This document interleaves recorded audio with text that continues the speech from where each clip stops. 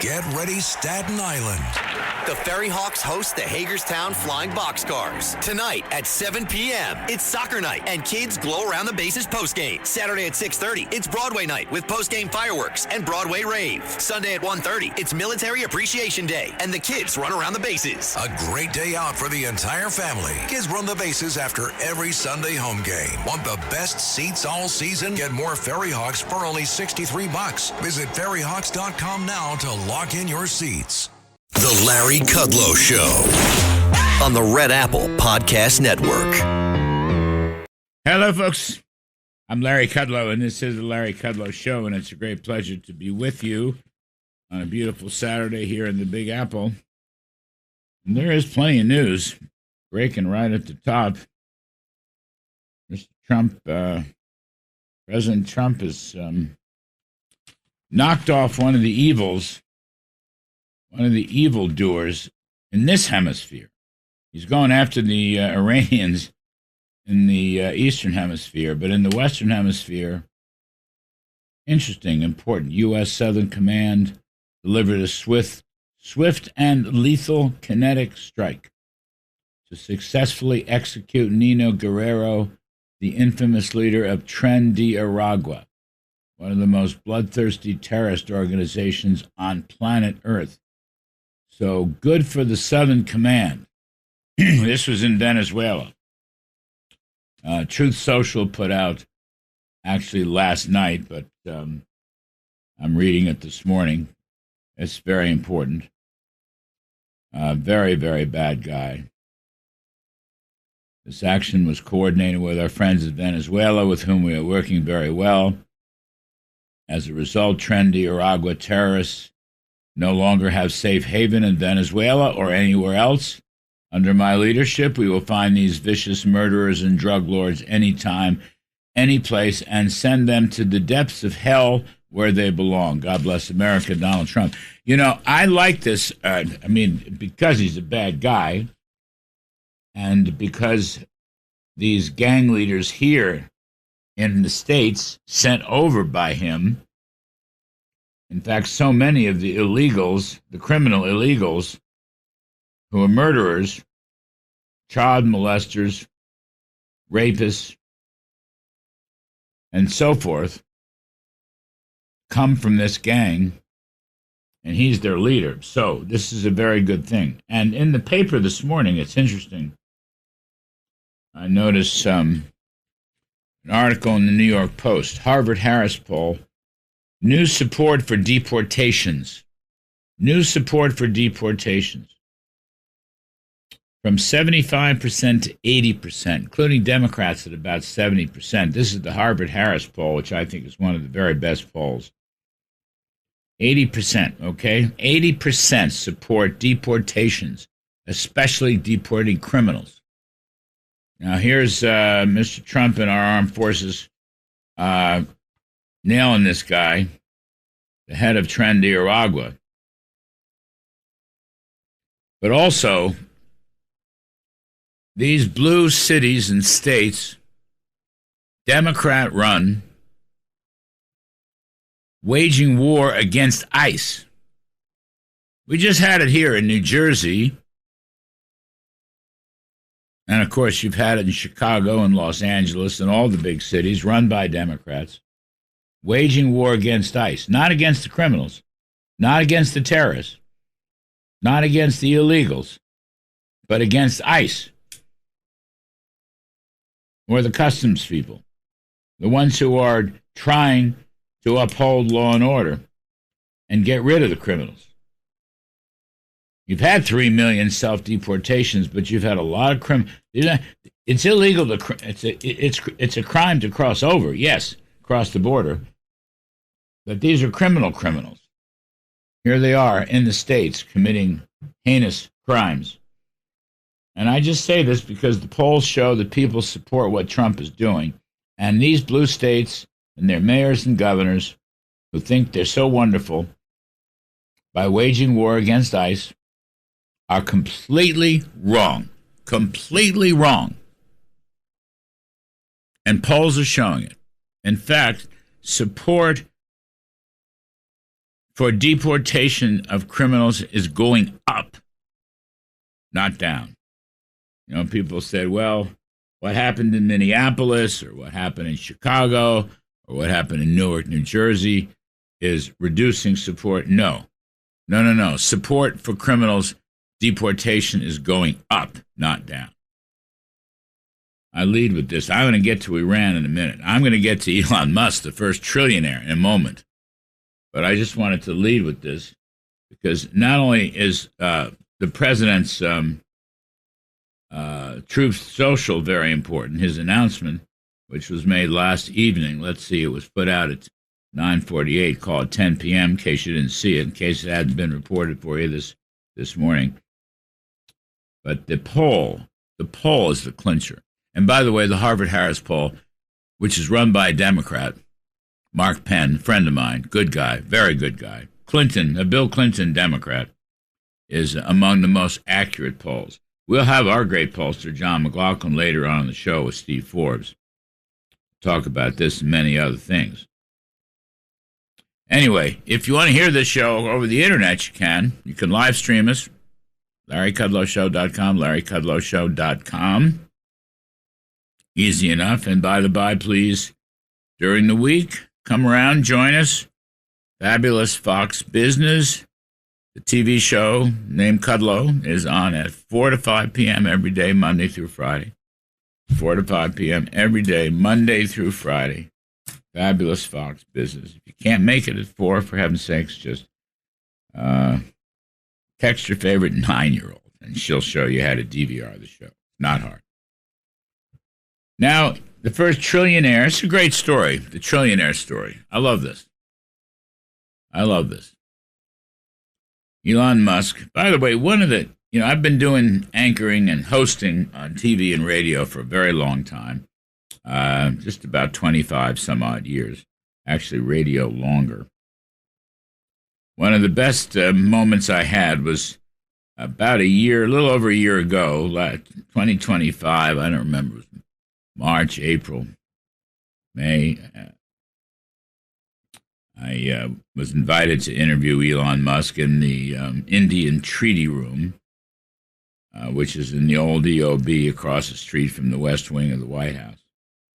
We went about 20, 25 minutes. It was a wonderful, wonderful moment.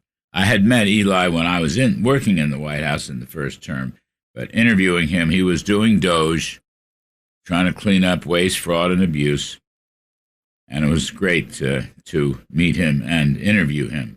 And now here he is, genius that he is, smartest guy on the planet. This SpaceX IPO, which was a $75 billion offering. I think it opened at 135 and it closed at about 160. It was up about 20%, 19 or 20%. Really something. It's worth now $1.77 trillion. $1.77 trillion. Elon owns the bulk of it. So he is our first trillionaire. It's combining SpaceX and it's combining his satellite company. And it's not Tesla. Tesla is not in here. And it's combining, SpaceX, the satellite company, and the AI company, little x AI, all three, not Tesla. So I say Elon will do fabulously well. He always does.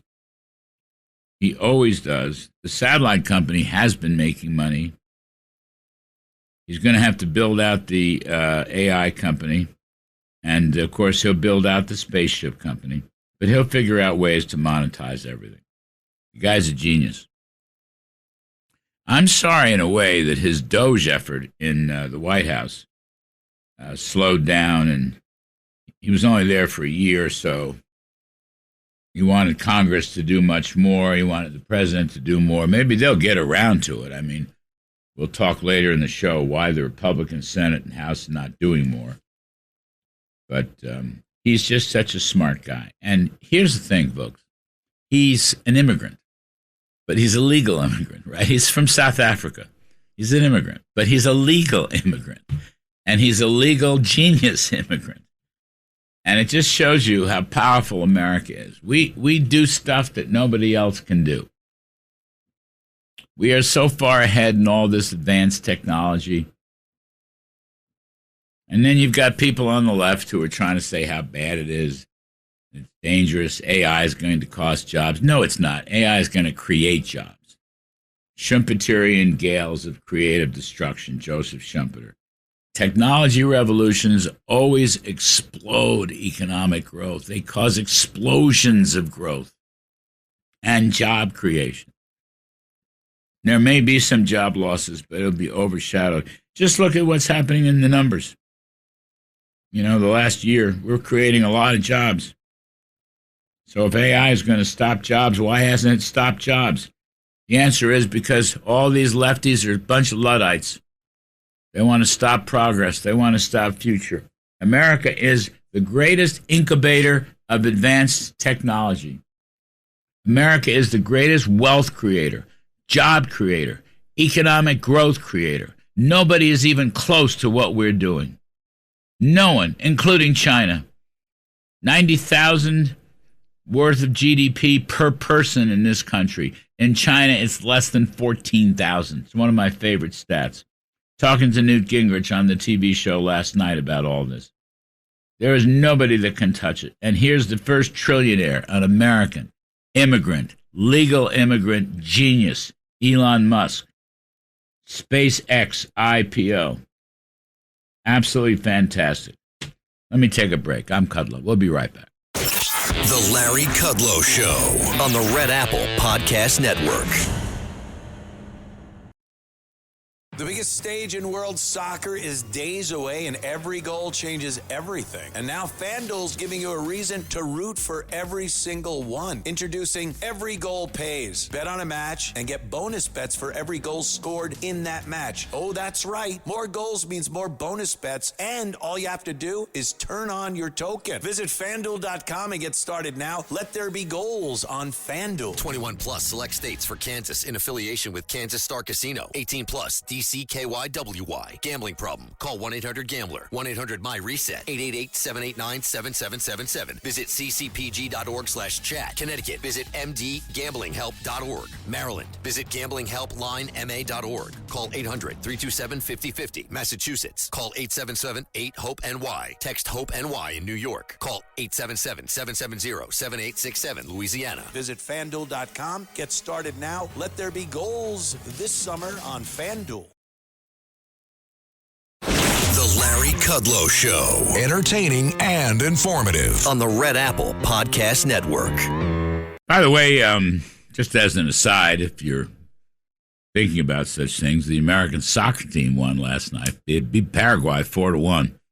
This FIFA championship here in the U.S. I know we're all rooting for the Knicks. I get that. We'll be all set side tonight.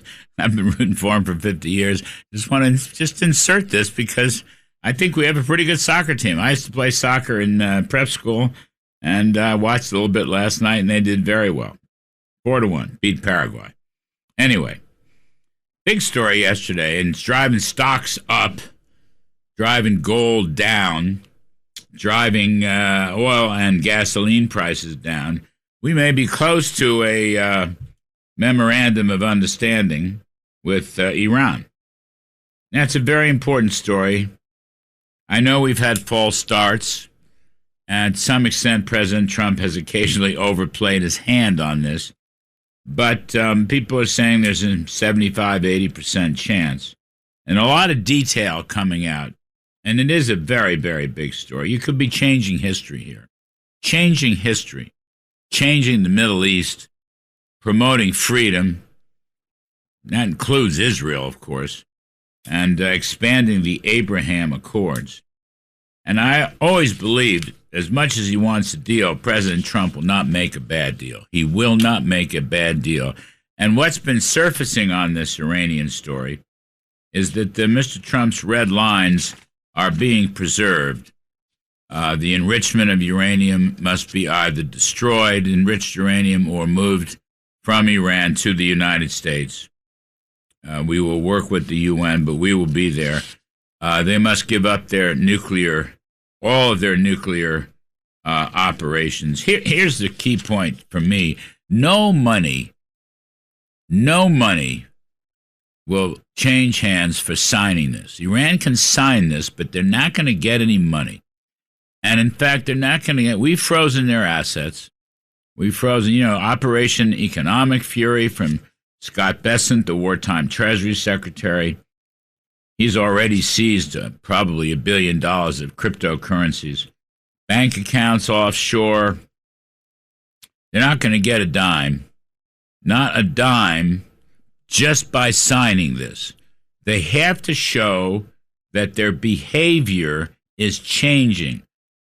Okay? No more terrorism, no more nuclearization, no more enriching uranium, none of the, and strict verification procedures. White House saying yesterday, our approach here is to verify, verify, verify. And the Iranians will not get any benefits until and unless it is verified that they have changed their behavior. They will get no money upon signing this memorandum of understanding. And they must, of course, reopen the Strait of Hormuz.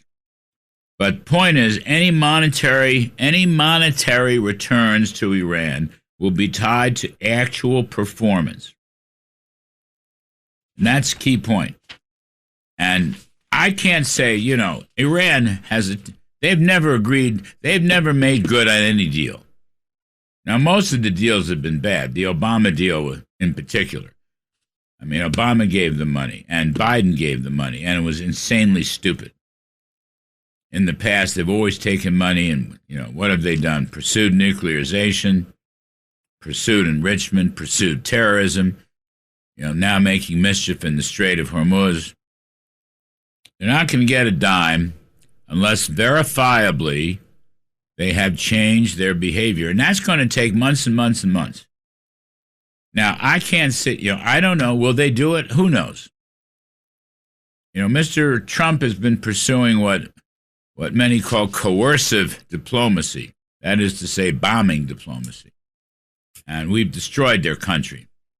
And by the way, Trump talked about destroying their infrastructure, water, energy, power, bridges, you name it. And they seem to have cried uncle right after that. But I can't say yes, I can't say no. I will say the possibilities here are improving, that Iran is finally saying uncle, and they are finally surrendering. And we'll see how this plays out day by day, whether they sign this document. Okay, the Prime Minister of Pakistan seems to be in the lead here. They're calling it the Islamabad Memorandum of Understanding. It will be signed in absentia. I don't know, maybe J.D. Vance, Vice President Vance, will go to Europe. As of last evening, our show, that was not the case. I've been looking in the paper this morning, so we don't know that. But I want to say, whatever happens, President Trump has held the line. And that's a very good thing indeed. We don't want him to give in. And you're seeing it in the oil markets. Oil prices are coming down. Gasoline prices are coming down. Gold prices are coming down. Stock prices are going up. Maybe we're climbing. This could be the beginning of the end. It's not the end, but it could be the beginning of the end. We're going to talk about it on the other side of the break with two distinguished experts. I'm Kudlow, folks. Stick around. Lots more to do. The Larry Kudlow Show on the Red Apple Podcast Network. This episode is brought to you by Starbucks. That is fire. Whoa, that's good. This might be the drink of the summer. Okay, I like this one too. I'm rocking with it. Okay. Try it for yourself. Starbucks Refreshers Concentrates are coming home. Find them in the coffee aisle and make it yours. The Larry Kudlow Show. Entertaining and informative. On the Red Apple Podcast Network. So the Pakistani Prime Minister Sharif said that the deal could be signed in the next 24 hours. And the Iranians have not made that pledge yet, so it's very hard to know. But we may be getting close to some kind of memo of understanding. Let's talk about this. We've got two experts, Mike Cirilli, who is a U.S. Navy SEAL, retired, a great patriot, great friend on the TV show, I might add. He's Chief Talent Officer of Overwatch Mission Critical. He's on Fox Nation, leadership speaker, great patriot. Alex Gray, old friend, CEO of American Global Strategies, former Chief of Staff under Robert O'Brien, the National Security Council in the White House. So two people who know, and we have to be tough about this. I'll start with Mike Cirilli. Mike, what's your instinct here? What does it tell you? I mean, so much of this, the White House is insisting that there's verification built into this. No money will change hands unless and until Iran meets a number of performance metrics or incentives. But, of course, in the past, Iran has never lived up to anything. What are you thinking about this? Yeah, Larry, thank you for having me. I think you said it. Verification is the deal. Everything else is just performative, or what we could call ceremony. Ultimately, a bad deal says Iran promises, and a serious deal says Iran cannot. But the main three things are very well understood conditions under strict timelines, and then harsh consequences if they don't meet it. But ultimately, from all the reporting and from what I've read, this deal is to reopen the straits. So this is not peace. This is a ceasefire. And it's pushing the nuclear dismantlement into the next 60-day window. And that's where we give a little bit of luxury for Iran to flip up the chessboard. And so that's where we've got to be extremely careful. We know they have, over the past few decades, really perfected the art of strategic delay. And so that's got to be the main focus of the Trump administration, getting this deal across the goal line. Yeah, 60 days. Alex Gray, 60 days is what they're talking about. So, I want Iran to behave for a couple of years before I'd give them any money at all. I don't guess that's going to happen. But, I mean, how can you trust them? I don't want to give away my view. I don't really have a view on this. I'm sort of calling balls and strikes as I see them. And as Mike said, it's whatever we've been reading. And I know I have a little push from some of the people in the White House, but I'd like this to end. But there's a part of me that doesn't want it to end, Alex. Coercive diplomacy. I don't know who coined that term, but I would have taken out their infrastructure before I did anything. Anyway, Alex Gray, what are you thinking here? Yeah, Larry, I'm in a similar place as you are, with the caveat that I'm sure you share, that the difference between past negotiations and this negotiation is Donald J. Trump. And the fact that we have a president who, since 2015, has been unequivocal that Iran will not have a nuclear weapon. That gives me a lot of confidence that he's judging it through that lens as he's looking at what an MOU looks like. The other thing, Larry, and this is what is most important to me as we think about 60 days and onward, the U.S. Navy's blockade cannot be allowed to in any way diminish. We must maintain that blockade. That is the way that we are, over the long term, going to be able to have leverage over a nuclear negotiation, over Iran reneging, as they often do, on their commitments.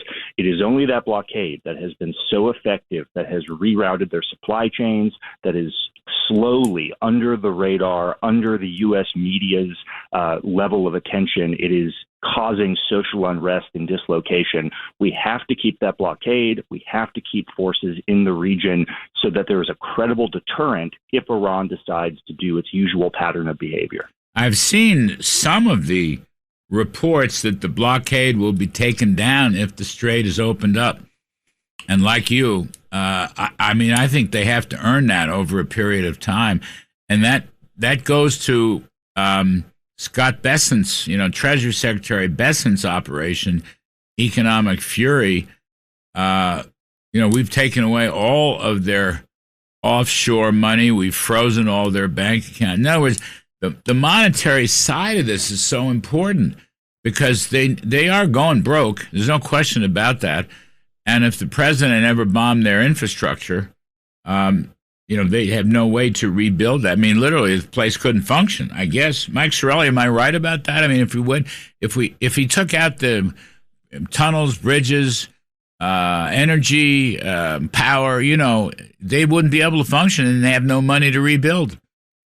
You both you and Alex are absolutely correct. Right. And Alex is absolutely right. The pressure is what will force compliance in a very rapid timeline. So you cannot remove the blockade. You cannot lift sanctions. You cannot unfreeze assets. If you do, it is a drip effect as conditions are met. But, to your point, Larry, and guys, I hate to say this, I just have this visceral hatred for the IRGC. And that's given my past. I would have done the same thing. I would have hit their infrastructure. What I think President Trump was thinking about, and it is his empathy of the Persian people and their ability to rebuild if they ever take down this regime. And that would have caused, in his eyes, undue hardship. But in the greater scheme of things, would it have been the thing that finally brought this IRGC regime down? Just seems like we just went a little too soon, but there's a lot I don't know. Alex, is this Sharif, the Prime Minister of Pakistan, is he pro-American, anti-American? I mean, Pakistan harbored Osama bin Laden for all those years, and they knew damn well that he was there before we finally pulled him out and killed him. But, I mean, is this guy Sharif, is he for America or against America? Yeah, Larry, the Pakistanis are masters at playing all sides. Yeah. They're for themselves. They're for Pakistan, Pakistan first, you could say. And they are masters at keeping the Chinese on one side, also saying nice things to the Americans. President Trump, in my experience, he knows full well how the Pakistani military, who are essentially the rulers of that country, how they operate. And, when we are hearing from them their interpretation of what's going on as the interlocutors with Iran, I think and I hope all of our friends in the administration have a very clear-eyed understanding that our Pakistani interlocutors have their own agenda in everything that they do. Well, do you think, so much of this is a function of translation? I mean, do you think they're shooting straight? Larry, I think there's probably to some extent, there's always, in this type of diplomacy, there's always a bit of intentional or otherwise there's confusion on that sort of thing. My biggest concern consistently has been that between the Qataris, the Pakistanis, different middlemen who are involved in this, they're not necessarily talking to the same factions of the Iranian regime. And the biggest problem I'm consistently hearing from people that in this whole process over the last couple months is that different factions of the regime in Iran are promising different things to the United States. And we are confident from our own sources that maybe different factions can't even keep the promises they're making, or other factions are going to undermine whatever that commitment is. And I think that's been a major problem for the United States in dealing with the Iranian regime over the last couple months.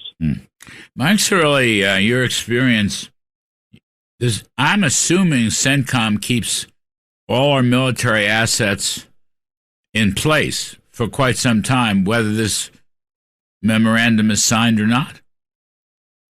I would agree. And to Alex's early point with the blockade, it's the same thing. You keep the troops in place as well. That is a pressure level. So you have the economic pressure level, you have the military pressure level. I would not be surprised, guys, that if in 30, 60 days, we see a few strikes to maintain that pressure on Iran. But, Larry, I've got to bring this up, which was interesting, is that Israel was not party to this reported memorandum. Right. And, Netanyahu saying that Israel will not be bound by it. So it doesn't totally close sort of the regional war file because they're going to maintain security troops in Lebanon, Syria, and Gaza. So there's still a lot that needs to be figured out within the greater architecture of this deal and ultimately what happens with the Middle East with the Abraham's Accord 2.0. So that's an important point because part of the deal says they have to cease and desist their state-sponsored terrorism, but nothing specific about Israel, Hezbollah, Lebanon, Hamas, et cetera, which is so much a part of this. And we don't know. And the other thing, Mike, is the decapitation strategy, which was kind of spearheaded by Israel. They may have to strike again. And, God bless them if they do. I hate to say that, but that's my view. Yeah, there are multiple strings of cancer throughout this body we know as the Middle East. And ultimately, Lebanon and Israel are now talking to a degree, and the Lebanese government feels the same as Israel, that Hezbollah is a cancer that affects that country. And ultimately, if they can remove it with or without the help of Israel, and most likely they're going to need the help, that changes the landscape of the Middle East as well, on top of an Abraham's Accord 2.0. I mean, we would love to see a stable, economically prosperous Middle East in our lifetime. That would be one of the highlights of my life, I can say that. Wow. All right, fellas, if you just bear with me, I got to take a commercial break just real quick. Folks, we're talking to Alex Gray, CEO of American Global Strategies, former chief of staff of the National Security Council in the White House, and Mike Sorelli, retired U.S. Navy SEAL and all-around fabulous American patriot. I'm Kudlow. We'll be right back. The Larry Kudlow Show On the Red Apple Podcast Network. The Larry Kudlow Show On the Red Apple Podcast Network.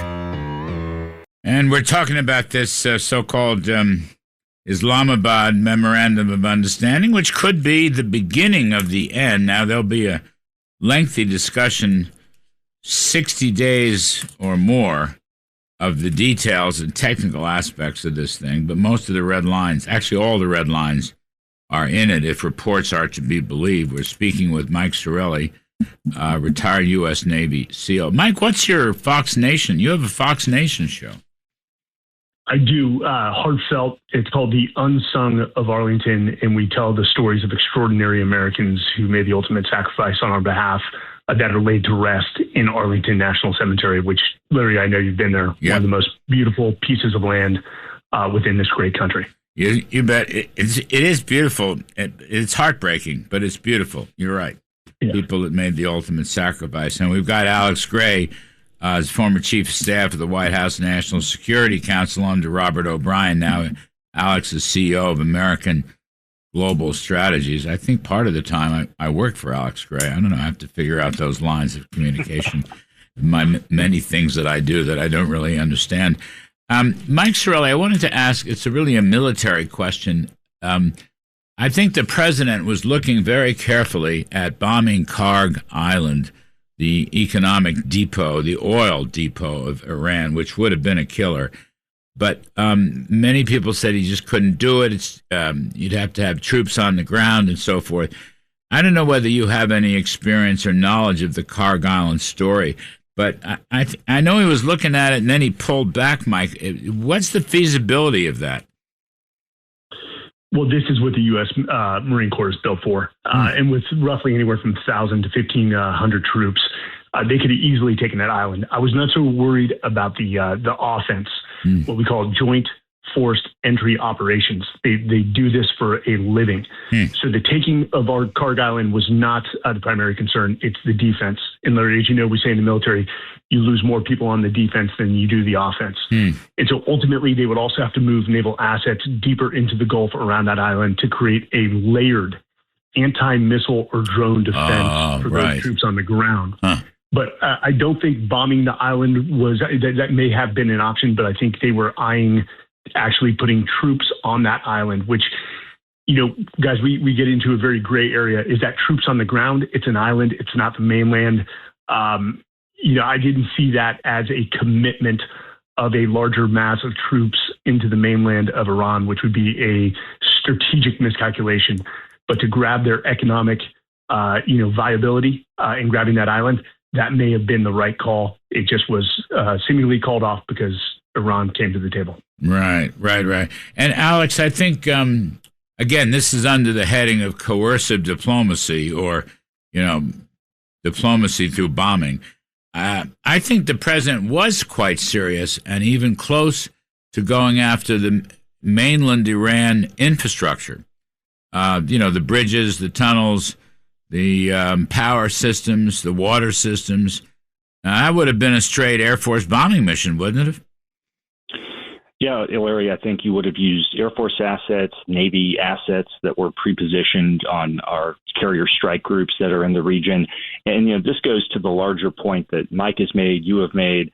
We cannot allow, as Iran is undertaking these negotiations with us, given their history, given what we know about how they negotiate, we have to maintain the type of assets in the region that can put that type of inland infrastructure, can put cargo islands, so that's marine, amphibious ready groups, marine expeditionary units, all the things that we would need to do those type of targets as necessary. If Iran doesn't keep its word, we cannot, as part of some sort of tentative deal, take those out of the region. If we do that, not only will it be harder for us to go back if we have to, but it will also take away the deterrent impact that Iran has to know. They have to know that we will do those things if they don't honor their word. Otherwise, there is absolutely no way, given their history, that they'll do anything they commit to on paper. So that, to me, is the most critical thing to watch over the next 30 days. So think about this, Alex, and Mike also, but just think about this. You've got this. So they could sign the memo, okay, and the memo lays out rather specifically the red lines that President Trump has always wanted. Okay, good, but with respect to monitoring and verifying their behavior and their performance, and I'm sure they're going to have a long discussion. It's a technical discussion. I mean, just going in and getting the enriched uranium. And, from the White House leaks yesterday, and there were good leaks. They're not bad leaks, but informational leaks. But the fact is, let's take the enriched uranium. The UN's going to be involved. The United States is going to be involved. We're going to have to map that out somehow. And, in fact, we're going to have to map out a lot of things. That's going to take a long time, Alex. And they're not going to get any money unless and until those metrics are met. So you think, is this feasible? I guess I'm asking. Larry, I think operationally it's feasible because of U.S. intelligence capabilities, because of President Trump's longstanding commitment, and really he has in so many ways, more than any president, he has been the bulwark against an Iranian nuclear program going back to his first term. So I think we have a better chance of doing this than I would have said at any other time. However, I do think the biggest problem here is that while this is all going on, the Iranian regime is going to be fighting factionally over who's going to be driving the future of that country. And the IRGC, my bet would be the IRGC comes out ahead. They have the guns and they have control of most of the economy. People forget they're a mafia, they're a mafia as well as a fanatical paramilitary. And I have every reason to think at the end of the day, the IRGC comes out ahead and they have no incentive to comply with anything. And that's why we have to keep this credible deterrent in the region, because of the IRGC. And Mike's really, you're going to have, quote, boots on the ground. I mean, it's specified in this with respect to the enriched uranium operation, whatever that is, but we're going to destroy it or remove it and transfer it, I don't know, maybe to Oak Ridge, Tennessee. There was a story in the paper that Steve Witkoff and Jared Kushner had visited Oak Ridge and had walked through some of the protocols with those folks. But we're going to have a group of people on the ground, right? I mean, that's unavoidable. There's no other way other than to force compliance. And so that is, think about it's a construction project in enemy territory. And so the devil is going to be in the details, and also reducing the risk to troops, making sure that there is a white space, as we refer to it, that is miles from the areas in question for the recovery. It's a complex operation. I will say that our JSOC forces, the same forces that went in to get the two down pilots out, are capable of this nuclear recovery mission, but it is complex and it would be a lengthy period of time on the ground. Mike, we're going to have to call you back in action. America needs you. We have to call you back in. One hip replacement. I'm still in great shape. I'm ready for when the president calls me. I'll bet you are. You are so, it's fantastic. Mike Sorelli is a retired U.S. Navy SEAL among his many, many credits. And Alex Gray. Alex, you're an Army guy, aren't you? No, Larry, just worked alongside the military my whole career. All right. Former National Security Chief of Staff. Thank you for the rundown, folks. I'm Kudlow. We're going to take a break and then look at the economy after this. The Larry Kudlow Show On the Red Apple Podcast Network.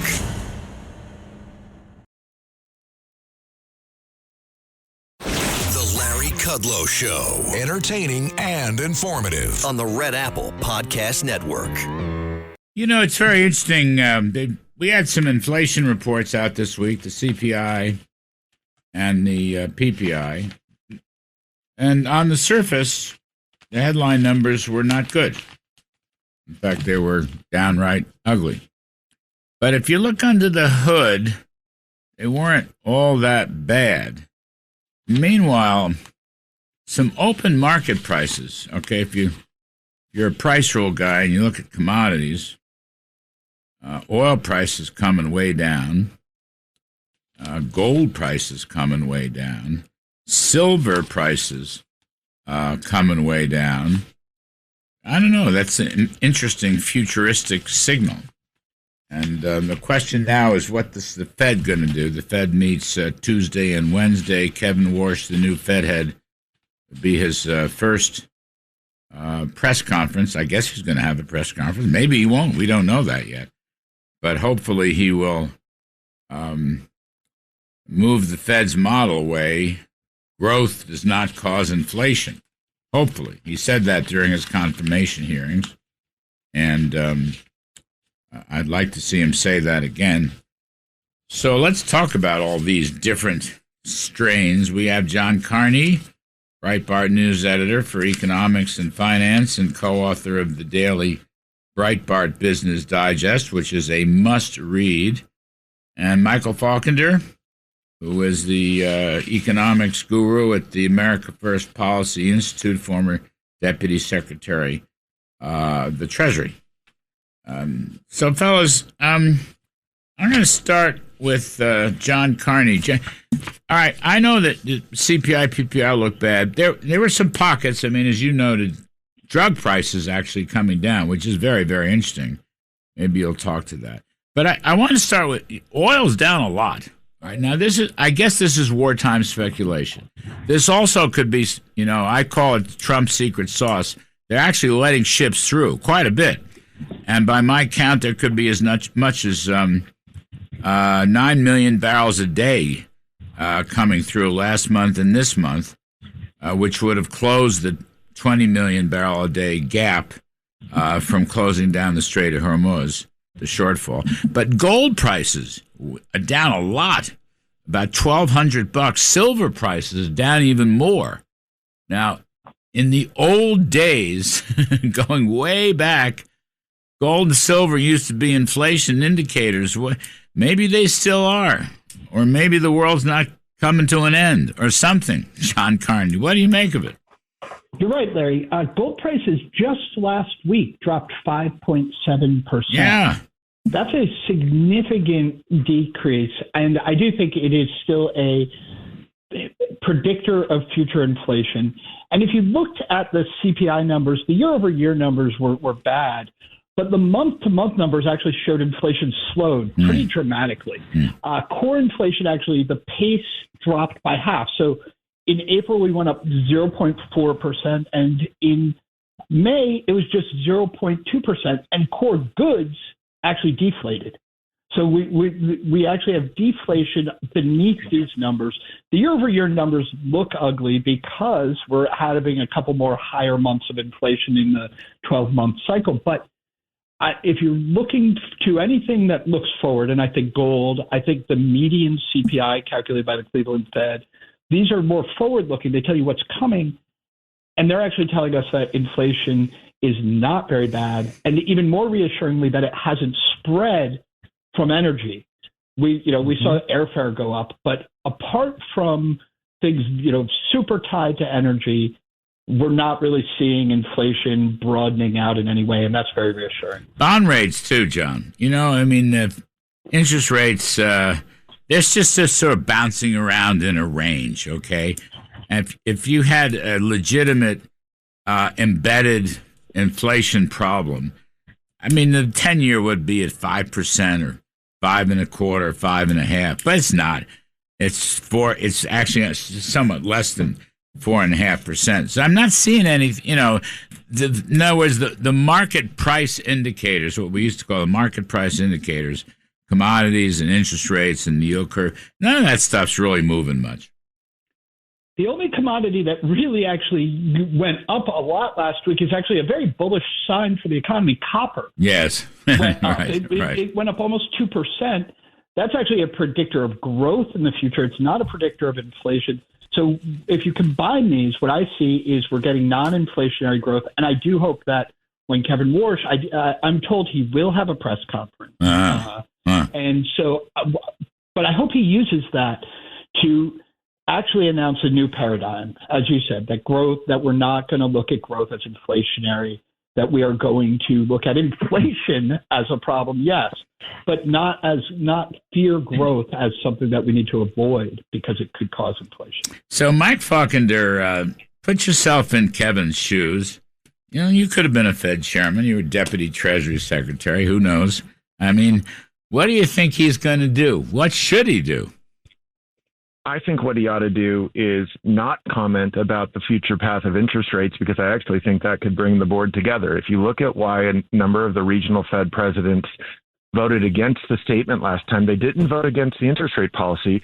They voted against the statement having a forward-looking perspective about future rate cuts versus future rate hikes.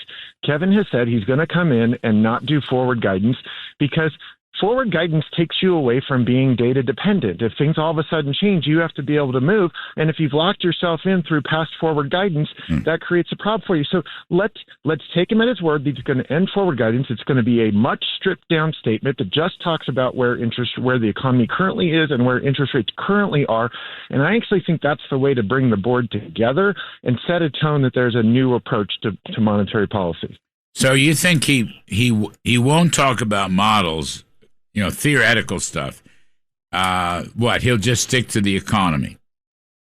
I think that in his press conference, when asked questions, he should reiterate that he's going to take another look at the models and bring some diversity of modeling to the Fed, because it's become too much of an echo chamber entirely built around Keynesian models, and that he wants to bring diversity of perspective into the Fed econ staff, but that the board is going to focus on the current interest rate environment and spend a lot less time opining on where the future path of interest rates might go, particularly when the biggest driver of uncertainty out there is the resolution of the Iran war, over which monetary policy has no impact. You're kidding. I thought the Fed could influence the war. Well, there you go. See, if as long as you recognize that the Fed has no role in foreign policy, then why are we thinking about deploying monetary policy tools to have in some kind of impact on what is the natural outcome of this foreign policy action? Next thing, to which they have no view. Next thing you're going to say is the Fed can print money and they can print oil. Oh, wait a second. They can't really print oil, can they? Last time I checked, the Fed's balance sheet does not have any oil in it. No, okay. It's the only thing they don't have. They have everything else in there. John, were you going to say something on that? Yeah, I think Kevin is not going to put in a dot. So we're going to have the SCT come out, and I think we're going to find that he wants to move away from this this is one of the key tools of forward guidance. He wants to move away from it. One of the things he could do is just say, we'll have one less dot. Maybe he doesn't ban the thing altogether, but just say, I'm not going to put anything, partly because, as you said, what's the point of projecting where you're going to put this, where you think the economy, where growth, where PCE inflation is going to be, when a bunch of it will depend on something you have no control over and you have no ability to predict, which is what happens in the war in Iran. What's the interest rate story? Now, it's very interesting to me. A week ago, Friday, right? Am I right? The jobs came out, and they were very, very strong. And we've had a lot of strong numbers. Okay. Business CapEx is very, very strong as well. Durable goods are very strong. But I was interested, President Trump commenting on the jobs report said didn't argue for lower interest rates. He argued against higher interest rates. A change. Okay, there's a change in his attitude. I thought that was very interesting. And he basically said, let Kevin Warsh do whatever he wants to do. But there's no point in raising rates just because the economy is strong. Now, I thought that was sensible, but it was interesting that he's changed. Now, you think that this is a new theme. The question is whether or not to raise rates. Christine Lagarde of the European Central Bank raised rates by 1/4 of a point. Now, their overnight rate is much lower than ours. I think now it's 2.25%. So we're at whatever we are, 3.5 to 3 3/4. But is that the new battle now, John Carney? Just stop from raising rates. We can't hope for lower rates? Yeah, that's right. We're not going to get a rate cut anytime in this year, certainly, probably, unless something goes terribly wrong with the economy, which doesn't, there's no sign of that. The Fed they are going to remove the easing bias, but I don't think that's necessarily the hawkish move that the market is interpreting. I think it's actually exactly what Michael Faulkner was saying, which was we should be removing the bias altogether, right? Take this out of the statement, let the Fed say what the interest rate policy is now and communicate how they're viewing the economy, but not tell the market, oh, here's what we think we will, where we think we're going. They should make it very clear that they will respond to actual data coming in, but not necessarily indicate yes. But look, the market thinks they're going to hike. The market is building in 1 or 2 hikes this year, no cuts for the foreseeable future.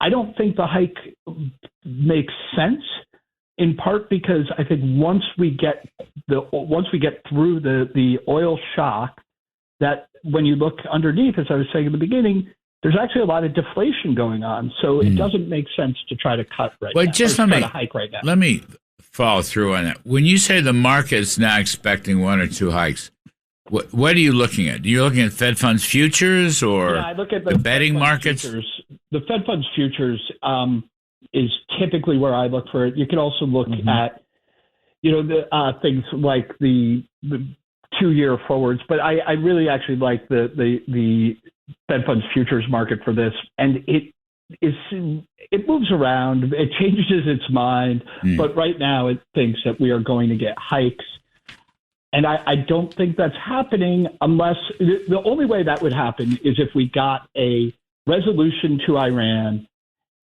oil prices came down, but inflation kept going up. Then we need a hike. I would agree with that, actually. But I don't see that happening. I think we're going to go the opposite way. All right, so the 10-year note is 4.48, down 5 basis points this week. I mean, you don't really see it there. And interestingly, Mike Faulkner, we're running out of time on this segment, but Mike Faulkner, the 10-year rate, this is the year-to-date, it's up 31 basis points. Okay. But most of that, 3/4 of that, is an increase in the real interest rate, not the inflation premium. The real rate has gone up 25 of the 31 basis points. So it's really like it's a growth signal, isn't it? I mean, it's higher capital returns drive up real interest rates. Agreed. I'm a little bit concerned, though, because part of it, yes, is an increase in the expectation of growth. But the other piece is we are running unsustainable budget deficits, and the market seems to finally be figuring that out. And so they're also requiring a bit of a risk premium for that purpose. So I I tell audiences all the time, I would love to see Congress decide that the way to cut mortgage rates is to get our fiscal house in order. But I don't anticipate, and I'd also like to see, and I've said this many times on your radio show, the biggest thing I think Kevin Warsh should do is go lecture Congress about the fact that he can't do it all by himself, that if Congress refuses to be fiscally responsible and put in place both tax and regulatory policy that's going to be pro-growth and low inflationary, we got to stop thinking the Fed can come in and fine-tune it all by themselves. You know, let's see. I've been doing this commentating stuff one way or another on Wall Street or radio or TV for, I don't know, close to 50 years. And we've always had unsustainable budget deficits. It never changes. It's always unsustainable budget deficits. We'll never get them down. And maybe we'll talk about this on the other side. I like this idea that Warsh should scold Congress, by the way. I like that a lot. Anyway, we're talking to Mike Faulkner. We're talking to John Carney. I'm Kudlow. We're going to come back and talk about unsustainable budget deficits. Be right back. The Larry Kudlow Show on the Red Apple Podcast Network. The Larry Kudlow Show. Entertaining and informative. On the Red Apple Podcast Network. We're talking about budget deficit, the Daily Breitbart Business Digest. Mike Faulkner, has the deficit come down? We had one big, beautiful bill last year. Where is the budget deficit? Continues to run around 6.5% of GDP, which is somewhere in like the $1.8 trillion range. And as you know, prior to the pandemic, government was spending about 20% of GDP per year. It's been averaging 23 to 24% since then. And so as you and I have discussed on multiple occasions, we continue to have a spending problem. And, Congress has not stepped in to really do anything about it. The rescission packages, in my view, have been less than inspiring. Yeah, and there doesn't seem to be much desire to really address this. What happened to those? What happened to Russell Vought, the OMB director? He was going to rescind everything. And there have been some rescissions he's done on his own, but very little of it has actually been sent to Congress for rescission. I know. John Carney, it's an interesting sidelight to this. I don't know that it has much economic impact. And we could argue about that till we're blue in the face. But the political impact, the accounting impact, I thought they were going to smash, Elon Musk had this great IPO, but Elon's other IPO was ignored, and that was Doge. It's really hard for an administration to cut very much on its own. It really does need Congress. I love the idea. Look, we used to have Fed chairmen, whether it was Volcker and then Greenspan, who used to go up and tell Congress they were being irresponsible. Yeah. It flipped, and now we have Elizabeth Warren screaming at Fed chairmen all the time. I would love it if Kevin Warsh went up and told Congress That's a good they point. weren't doing their job. All right, we got to jump. You're right. You guys are both right. I'd like to see that. That's a very good point. John Carney, thank you. Mike Faulkner, thanks ever so much. We'll take a break, folks. On the other side, we're going to talk to Steve Forbes and John McLaughlin. The Larry Kudlow Show on the Red Apple Podcast Network. The Larry Kudlow Show on the Red Apple Podcast Network. And I want to turn back to the Iran war from a political standpoint as well as an economic standpoint. We've got two of the best, John McLaughlin, ace pollster, CEO of McLaughlin and Associates, and Steve Forbes, the great Steve Forbes, chairman, editor, chief Forbes Media. And Steve's latest book, Inflation, What It Is, Why It's Bad, and How to Fix It. Start with you, Steve. So what you've read so far about this memo of understanding, what do you make of it? Do you think it's doable? Do you think it's workable? I take the Missouri attitude, their motto, show me. And we cannot forget, Larry, that the whole basis of this regime is imposing their weird ideology on the world. They brought about the deaths of at least 2,000 Americans, hundreds of thousands of other deaths, terror around the world, without being a nuclear power. Their whole existence is dependent on that weird ideology. That is not going to change. And so maybe we can get the dust out. That's good. But if that regime is in there, ultimately it's going to be trouble. And so I'll say it again. I wish we'd never had this ceasefire. The war would have been over by now. But going forward, let's have no illusions. And I wish the president would stop saying, it's around the corner. Maybe it is this time. But I think the voters have very serious questions about whether we really knew what we were doing going in, and that's too bad. I think that means the president at some point's got to do another speech about what we're doing over there. And the Americans will respond if the speech is done well. We're patriotic people, despite what the left is doing. John McLaughlin, what do your polling numbers show about the war?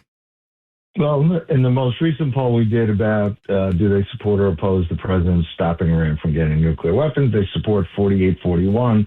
What was interesting last month when we asked, should we finish the job, 60-30, they said we should finish the job. And they're no, at the time it was more military action than it was with the negotiations now. So Americans don't like to go to war. And a lot of the media polls that are extremely biased, that are trying to undermine the president, because a lot of those outlets repeat whatever Iranian state media says,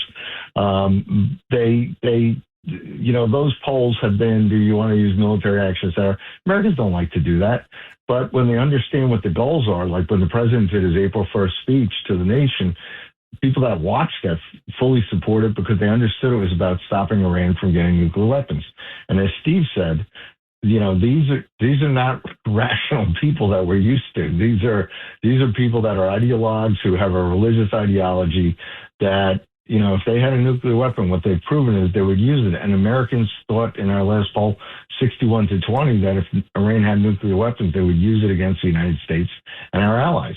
So they support the president, and the key is verification. But no question. But I want to come back to the political side. Is it the price of gasoline that's the tip of the spear of public opinion, or is it the actual outcome of the war, or is it both? I mean, I had Newt Gingrich on. Newt and I were talking about this last night.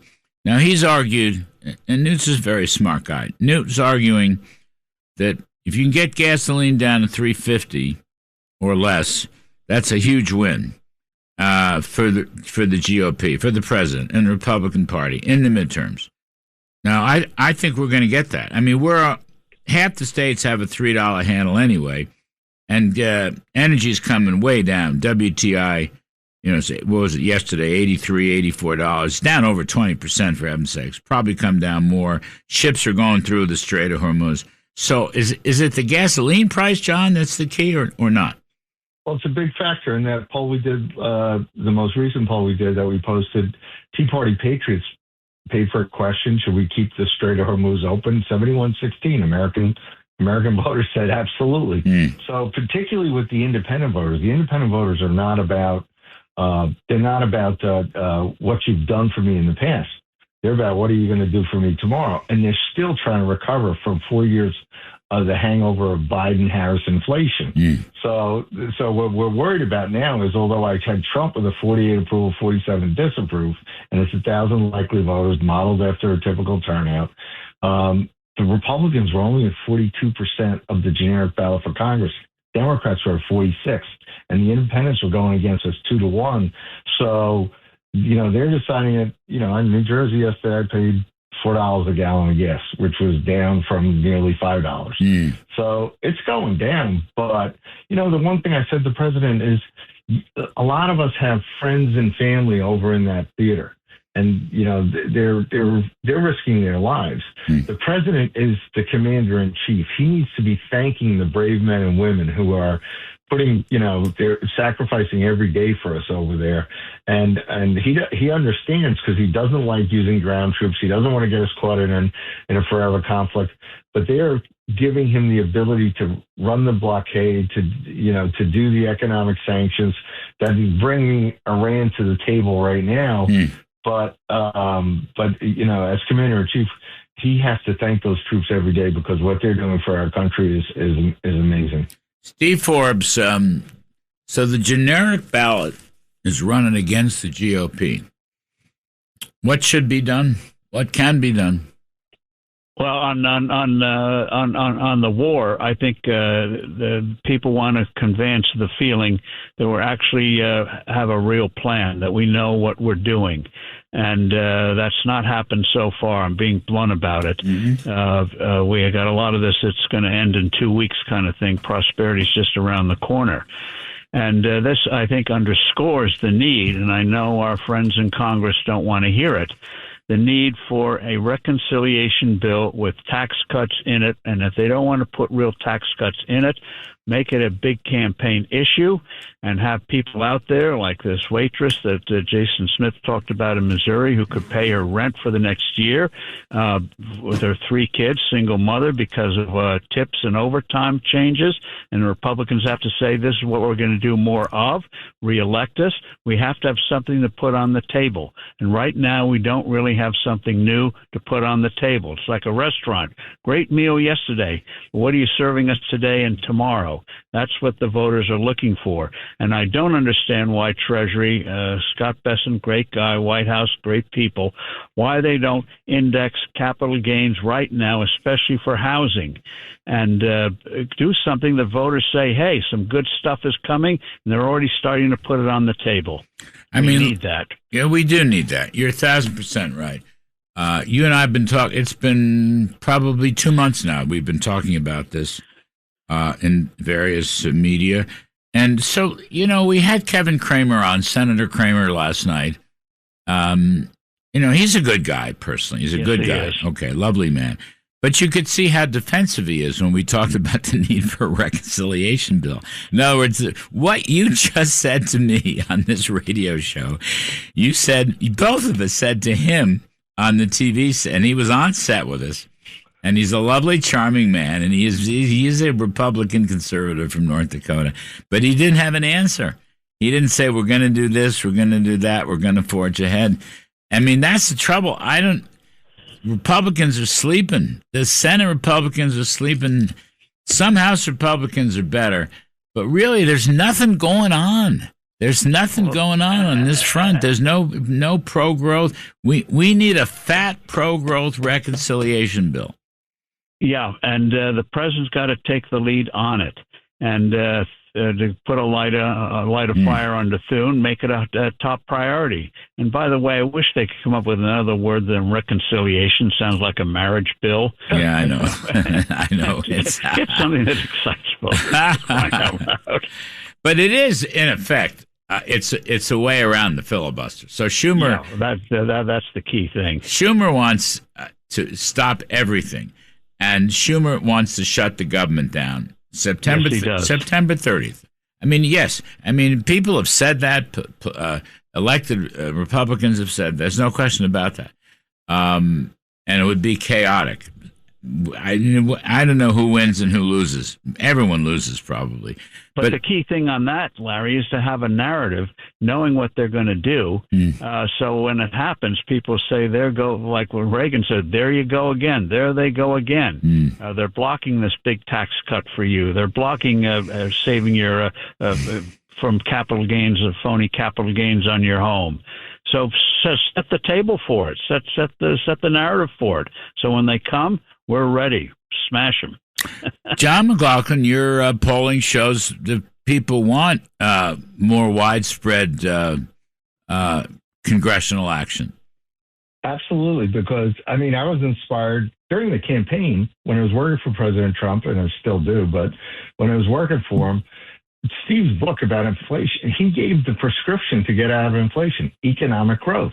So we had a growth package, and then we expanded it to working class voters with no tax on tips, no tax on overtime, no tax credits for senior citizens. But there were real growth measures that you had written. And this is what's missing, Larry, is you're not in the White House to get this done. But most voters that are going to decide their vote on Election Day this year, it's going to be about the economy. And the president needs to do something on economic growth every day. And when we ask the question, do they want a small reconciliation bill that only passes spending bills? 26% of the voters said that's what they want.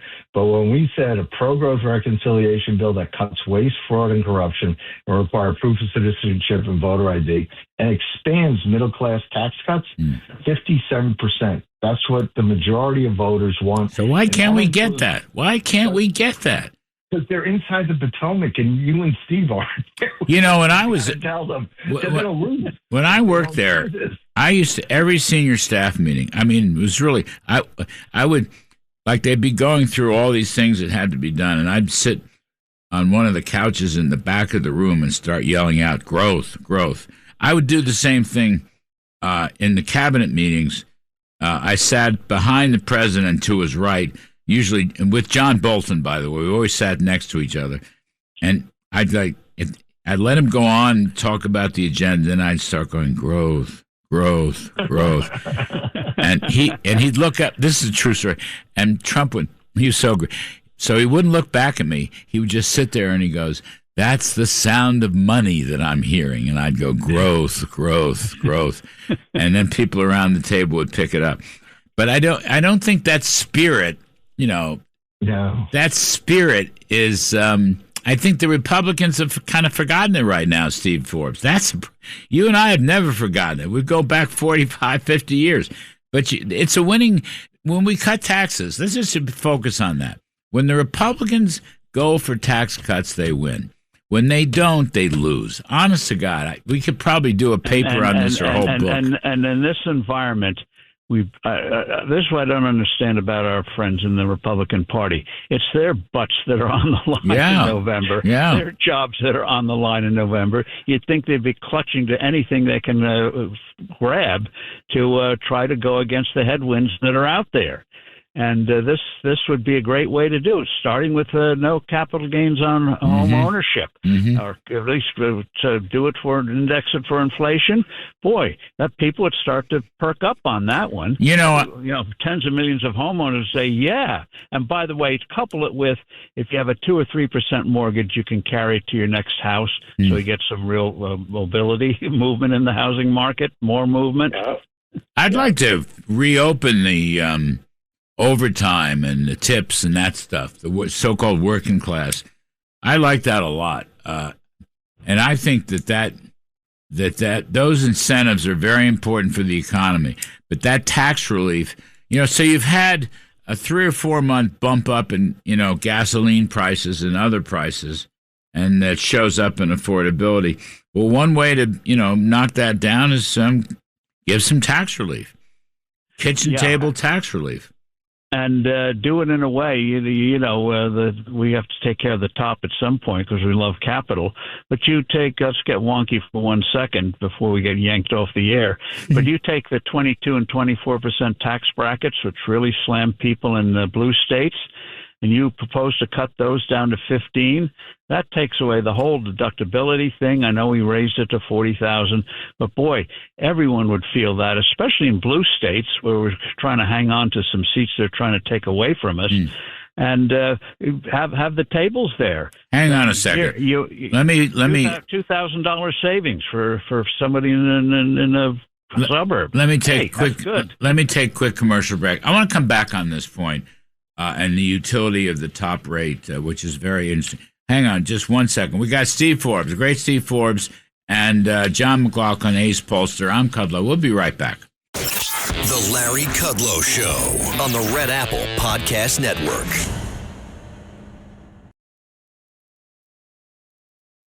The Larry Kudlow Show. Entertaining and informative on the Red Apple Podcast Network. Yeah, and the question we're talking about is whether the GOP is asleep on taxes.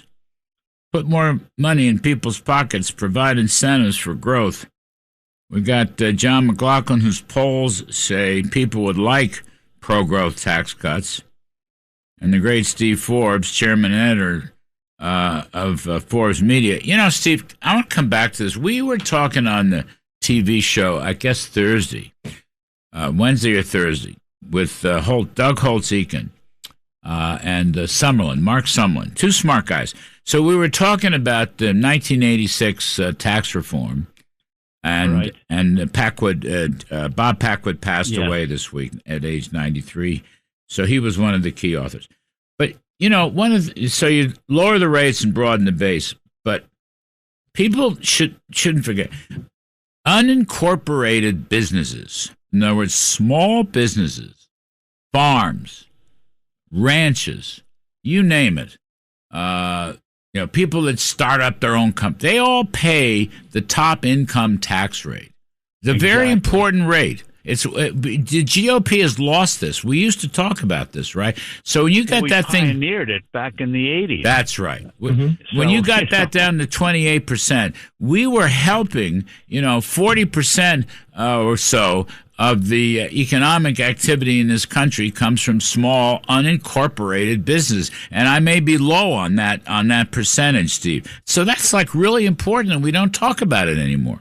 Yeah, well, what they call about non-C businesses, non-corporated corporation businesses. Right, wholly owned, that kind of, very important. Partnerships and everything else. Right. And yes, the Democrats are going to hit us as friends of the oligarchs and pawns of the billionaires and all that kind of stuff, no matter what we do or don't do. Mm-hmm. So let's do it.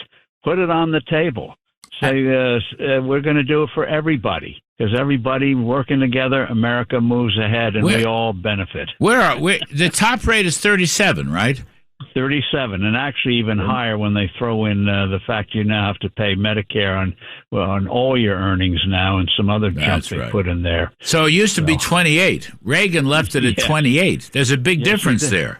So you think there is, right? So I would say, John McLaughlin, you should poll on this. Honest to God. You should poll because I think this is dynamite. Again, you do it in the name of small businesses and unincorporated and farmers and ranch. Like the farmers always want more money. I would just give them lower tax rates. Yep. No, Larry, I'm a subchapter S. My brother Jim and I love this. I'm a subchapter. I'm an LLC. I pay the top rate. And by the way, all these tax on millionaires that they're putting in all these crazy states. Insanity. They're going to kill 2/3 of small business employers in the United States are subchapter S. And they listen to the low IQ pollsters. Remember, Larry, you and I and Grover Norquist and others had to kill people around the president that were trying to have a millionaire's tax. Oh, I know. In his tax I won't mention any names, but we did kill it. We did kill it. I was waiting for the president's birthday to go by, and then he'll come back from the G7. And we got to go see him and tell him we need a pro-growth tax. Actually, that's a good idea. You know what? That's a good idea. We should go down there and have lunch with him or something. We should bring Forbes with us, and we should absolutely do that because we've lost the strength. We've lost the whole strain of that thinking, and it's an economic point, but it's a political point too, and it would shake a look. Here's the thing: you want to have some Steve Forbes. People are actually celebrating the first trillionaire, Elon Musk. It's all over the front pages today because of the successful SpaceX offering today. So that and people don't like the lefties hate Elon Musk, but it's cool. What people like, it wasn't from stock speculation or any of that kind of stuff. It was doing real things. Yes, like having the best space program in the world, better than NASA, Russia, China, and that kind of thing. Yes, Americans love. He could be a zillionaire. Yeah. People say, "Go for it. You're doing real good stuff." And wait a second, he's an immigrant, a legal immigrant. Yes. A legal immigrant is the first trillionaire. How great is America? All right, they're yelling at me to get off. Great stuff. I love Steve Forbes. This is so great. We're going to fight back on this stuff. John McLaughlin, get out there and pull your butt off. All right. And I'm Kudlow, folks. We're going to take a break. And on the other side, we're going to talk about the stock market. But that means we're going to talk about the SpaceX IPO, among other things. Please stick around. Much more coming. The Larry Kudlow Show on the Red Apple Podcast Network. The Larry Kudlow Show. Entertaining and informative on the Red Apple Podcast Network. Welcome back, everybody. I'm Larry Kudlow. Hour 3, the Larry Kudlow Show. It's great fun. Welcome back. We're going to talk about the stock market. By the way, let's see, you can get this show on the internet. You can live stream us on the internet. All across the country, around the world, throughout the solar system, including the Milky Way. And one plug on the TV show, Fabulous Fox Business, FBN Network, 4 to 5 p.m. every day. Come join us. The name of the show is Kudlow. 4 to 5 p.m. every day. If you, for some reason you can't make it at 4, just text your favorite 9-year-old, and she will show you how to DVR the show. You'll never miss a thing. And the stock market talk is, it's all about Elon Musk. It's all about Elon Musk and his SpaceX IPO, which has really caught the public imagination. I mean, it's front page news everywhere. It's overshadowed the Iran war. It's overshadowed politics. It's overshadowed everything. It's even overshadowed, at least for a day, the New York Knicks, although we're coming back tonight to watch the New York Knicks win the National NBA Championship for the first time. So we're bringing in Jack Berusian, CEO of Cetera Financial Corporation, Jim Urio, CEO of JI Financial Strategies, two old friends, two stock market veterans. So, Jim Urio, you seen anything like this? I mean, it's totally captured only Elon Musk, okay? I mean, we'll go through some numbers. So, what is this? The total was, how much was it? 1.75. Yeah. 1.75. That's a trillion, right? We're a trillion. We're in big numbers, yeah. So the comprehend. The estimate was the price setting was $135 a share, and it closed where, 165, something like that. Right, after going up to 175, that's about right. Yeah. All right. So what do you make of this? Talk to me about this, both of you. I want. There's a couple different elements to it, and most of them are positive, like you set it out, is that it is capturing the imagination. But it's not just necessarily the SpaceX IPO. There is 2 other IPOs that are going to be hyped, not equally by any stretch, but relatively close. So when I see you said, have you ever seen anything like this before? The answer is no, I haven't. But there's some things that kind of rhymed with it back in 2001. I know that's going to drive you crazy that I said that, and I apologize. I don't think we're in for any sort of big, massive bubble pop. I think we're really in this interesting paradigm, and we're in maybe the 6th or 7th inning, which means the inflating the stock market can go up higher and higher before we're due for any sort of significant correction. I am worried about how fast this recovery's happened. I want it a little bit taken off the top in the stock market because I want valuations to be normal. But again, you cannot deny that this is amazing enthusiasm. By the way, I would never trade an IPO. I think the pricing structure of it is kind of chaotic because it's being led by some hype and some real, and I kind of wait to that chart to settle down a little bit, but I think it's amazing. What's coming out? There's others coming out. Yeah, Anthropic, right. OpenAI. Right. Yeah. But and I want to see how big a hype there is around those, too. But not as big as this, yeah, right? Not as big. Not as big. Yeah. Jack Berusian, what do you make? And by the way, when should people buy this thing? If you didn't get an allocation yesterday, if you're not a big institution and so forth, when should you buy it? Our reporter, Grady Trimble, Fox Business reporter, told me it's going to be in an index in 10 or 15 days. They're going to include it in an index or some index funds. Yep. Yeah, it's one of the reasons we've seen so much. It's one of the reasons we've seen so much volatility in the market, especially in the Nasdaq. If you think about it, portfolio managers had to raise cash. They knew this was coming. They had to participate. I mean, everybody has to be part of this IPO. And you know, let's take a step back. Look, you know what? If there was ever a question about American exceptionalism, right? $1 trillion IPO is it? It answers that question right there. So something is happening underneath the surface. It's one of the things, and one of the reasons we created Cetera is basically to measure out and become the S&P for compute. This has to do with data centers in space. This has to do with a multi-trillion-dollar TAM. This is an amazing thing we're going through right now. I think, we're all a little older, and we know that history takes place very slowly and sometimes very quickly if we don't pay attention. We're living through an industrial revolution type era. I firmly believe that. And yesterday's IPO is just the tip of the iceberg. It's almost like a warning signal. Jesse Livermore wrote that in Reminiscences of a Stock Operator. Market always gives you warning signals. That's the warning signal to the upside. And there's more to the story. Look, the president touched on it the other day when he talked about inflation. He said, I love these inflation numbers. And everybody got all upset. He goes, and they didn't listen to what he said because I know what's on the other side. He's looking at the numbers. He sees corn and wheat down near 5-year lows. Yeah. He sees what's going on. Gold and silver. Look what they're crashing. In a couple of months, Larry, we will not be talking about whether the Fed is going to be raising rates. It's going to be disinflationary pressure that gives Warsh the hand to lower rates. And that's exactly what the president saw. And they're sneaking boats through the Strait of Hormuz and putting more oil on the market. That's one part of the story this week was terrific stuff. Almost half of the 20% oil loss has already snuck through the Strait of Hormuz. Oil prices are coming down.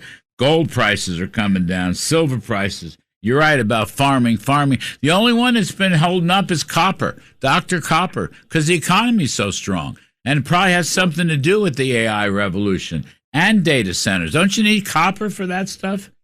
Well, absolutely. Every bit of that copper trade. Yeah, and Jimmy probably knows because he's in that. But just one last thing I want to say, only because you mentioned it. This is the president, by the way, that's going to go down in history that broke OPEC's back. Mm-hmm. Yes. And I think that we're seeing it happen. It's disintegrating, and I think the last news that came out that and what the president did through the strait in the middle of the night. He's going to break Iran. He's going to break Iran's back one way or another, whether there's a deal or not. Iran is already broken, but the illegal cartel that's been part of my life my entire time, ever since '73, is now gone. Jim Urio, Starlink, SpaceX, and XAI.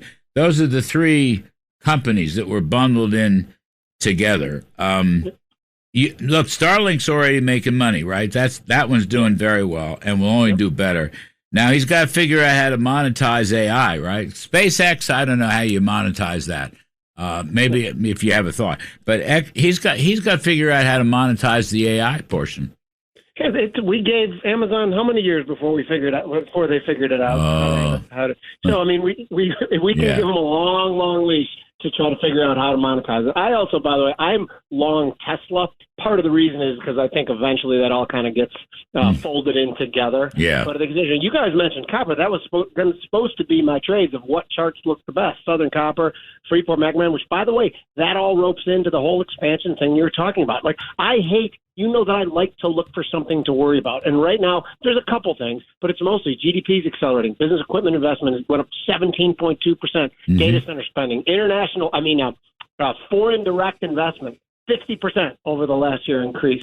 So there's a lot of really, really good things that are going on, but some of them are still being overshadowed by high oil prices, and that shows up in the sentiment numbers. And I personally think that in 8 months to 14 months, oil is going to be about $55 to $60 a barrel once everything clicks in. Yeah, 100%. Absolutely 100%. I agree with all that. It's fascinating to me. This thing, though, Jack, your little riff there about the exceptionalism of America, it's really part of the story. And, I mean, it's interesting. An immigrant from South Africa, a legal immigrant, I might add, but an immigrant from South Africa comes to America and does all this stuff. People are negative about it every step of the way until he proves them wrong. And he's done it once again, and he's our first accountable trillionaire. And it happened in America, and no other country can do this. Okay? No other country can do this. Larry, it's the American dream. Look, Yeah. I'm the son of immigrants. I'm first generation here, and my late father heard you once call me a great American on TV. He cried for a week, and you know what I mean. It's the kind of thing that matters, because people that came to this country legally, like you say, struggled. They knew. My father waited for 7 years on a list to come to this country and came with $10 on the boat, which I heard about every time I wanted to borrow money, by the way. But you know what? The reality is that you're right. It shows the world what can happen here, and that's why the eyes of the world are on us in every move our market makes. It's all about freedom and free enterprise. It's about freedom and free enterprise, Can I add something to that real which quick? we have, and nobody. Yeah, go ahead, Jimmy. Yeah, no, just the notion. People say I stole this from somebody. That No. Europe's a museum. Japan is an old folks' home, and China's a prison. Where are you going to invest? It makes me almost laugh to think of trying to start something like this in Europe, where you'd be regulated up to the eyeballs and couldn't do it. And by the way, I'm worried about that direction here in years to come. But right now, it is absolutely laughable to think that could have happened in Europe. It cannot. It can only happen here. And the American soccer team won last night. How about that? I didn't even know they were in it. They beat Paraguay. I didn't know anything about it. I did watch it. I played soccer in prep school. I think they looked very good to me. Yeah, but how about my neighbors? My neighbors bringing you Knicks victories. Jalen Brunson's from the town, won over.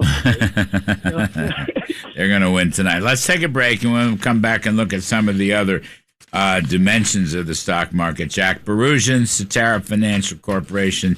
Jim Urio has got his new company, JI Financial Strategies. I'm Kudlow, and he's Elon Musk. We'll be right back. The Larry Kudlow Show on the Red Apple Podcast Network. The Larry Kudlow Show on the Red Apple Podcast Network. So now we'll talk about the rest of the stock market story. We've got Jack Barusian, CEO of Cetera Financial Corp, and Jim Urio, CEO of JI Financial Strategies. So, Jim Urio, what do you make of the whole story? I'm interested, by the way, in particular, let's see, the 10-year note fell 5 basis points last week, 448. I don't see this big rise in interest rates that people are talking about. I know the inflation numbers, the top line looked bad, but actually under the hood didn't look that bad. But I'm looking at these commodities we were talking about before, with farm commodities and precious metals commodities and energy commodities all coming down. I mean, are you worried about interest rates?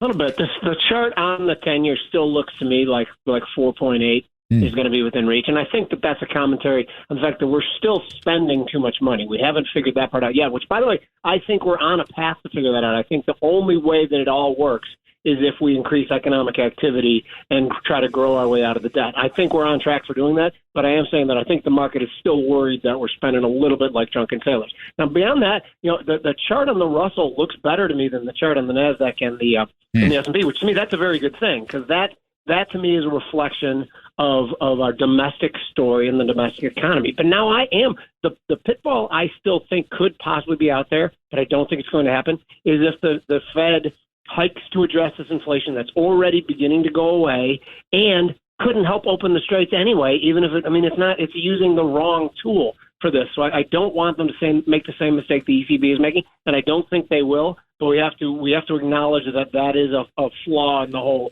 beautiful picture we're painting. Well, some of these Fed guys think they can print oil. Yeah, I think they think not just money. They can raise rates to $1 million, and that doesn't open the straits. You're right. They should open up a foreign policy. Jack Barusian, actually, Jim is right. We do. Government spending is too high, but I'm not sure that links into interest rates.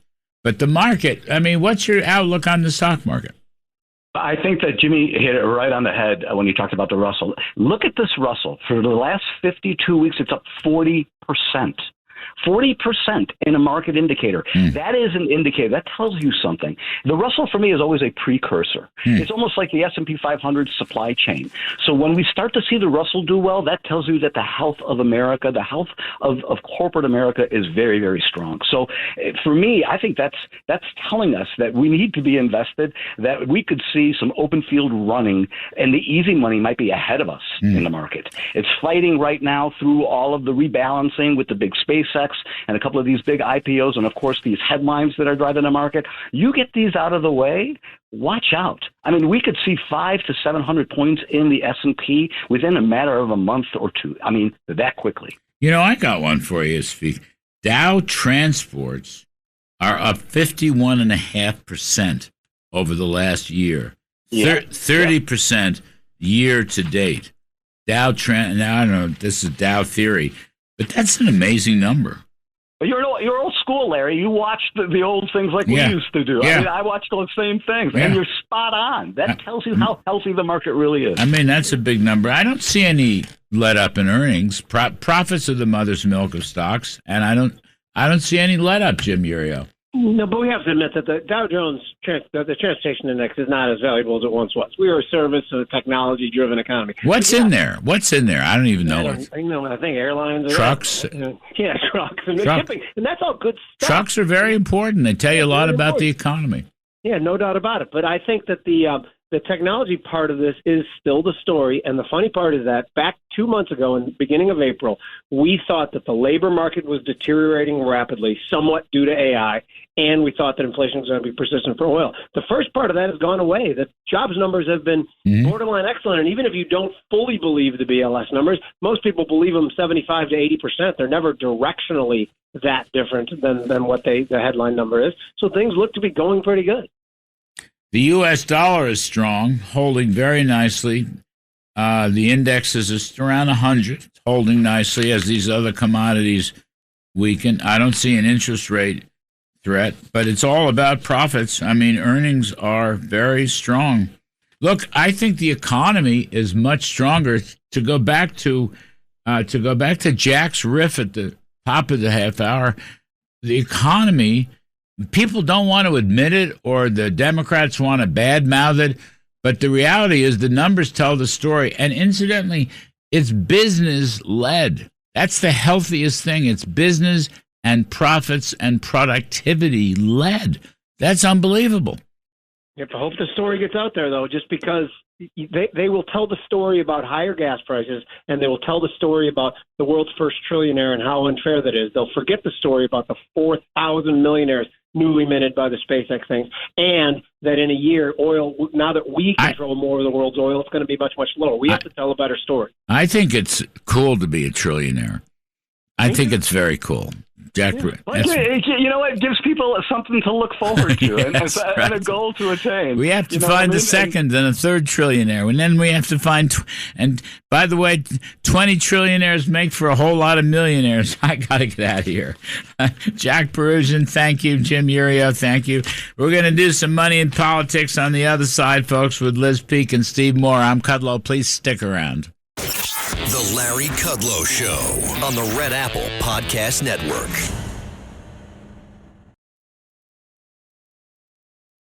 The Larry Kudlow Show. Entertaining and informative on the Red Apple Podcast Network.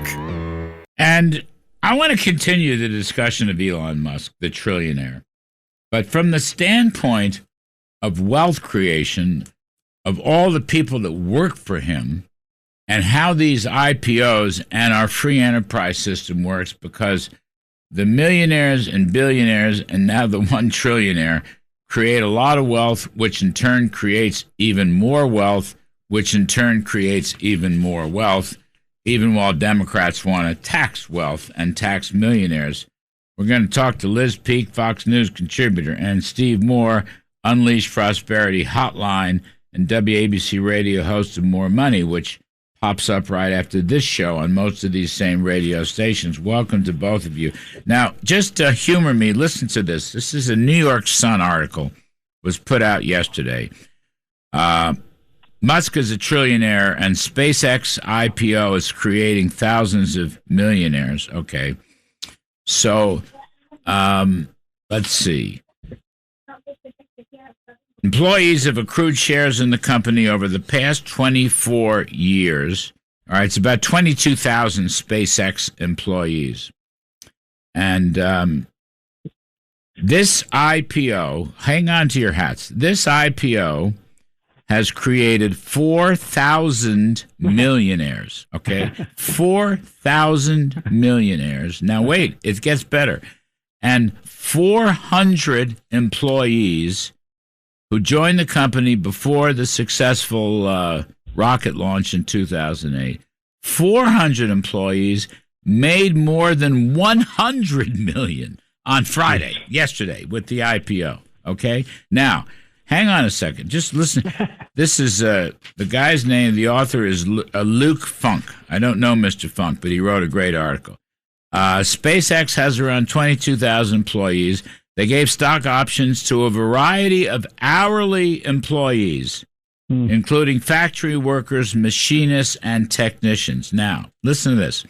A former contract welder, Juan Hernandez, was eventually offered a full-time job earning $28 an hour. $28 an hour. He was given equity, invested after 5 years.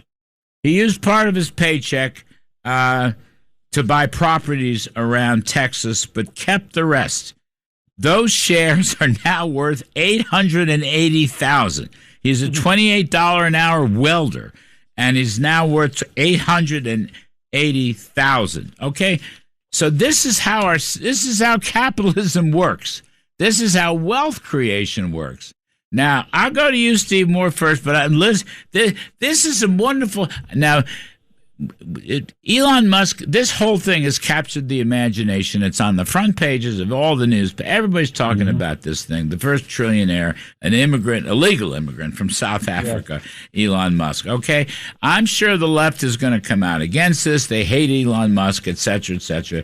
The blue states politicians want to tax millionaires in all these election issues. But look how this creates wealth for all these other people.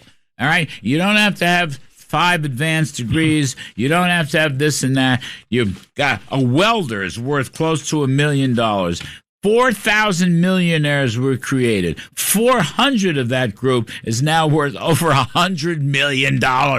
And this is the Microsoft story going back about 40 years, right? There are tens of thousands of millionaires living around Seattle, Washington, because of the Microsoft success down through the years, which they now, the blue people that run that thing want to tax it. I mean, Steve Moore, this is how free enterprise works.